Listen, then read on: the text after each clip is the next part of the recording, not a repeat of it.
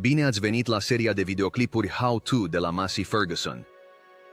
În acest videoclip vom descoperi cum să utilizăm liniile de ghidare cu contur unic disponibile în pachetul Wayline Assistant. Tipul de linie de ghidare cu contur unic le permite fermierilor să creeze și să utilizeze o singură linie pe întreg câmpul, inclusiv întoarcerile.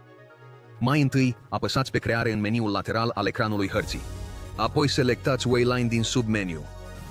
Apoi, atingeți contur unic pentru a începe crearea liniei de ghidare. Începeți prin a atinge înregistrare la poziția de pornire. Începeți să conduceți, iar traseul va fi înregistrat automat.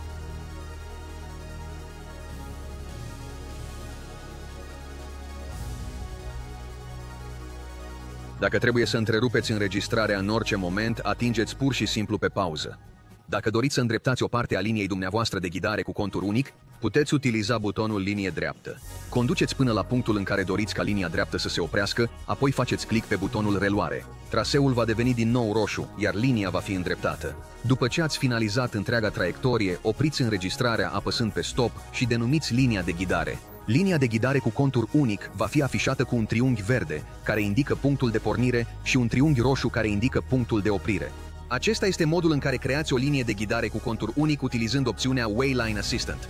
Acum este rândul dumneavoastră să faceți o încercare.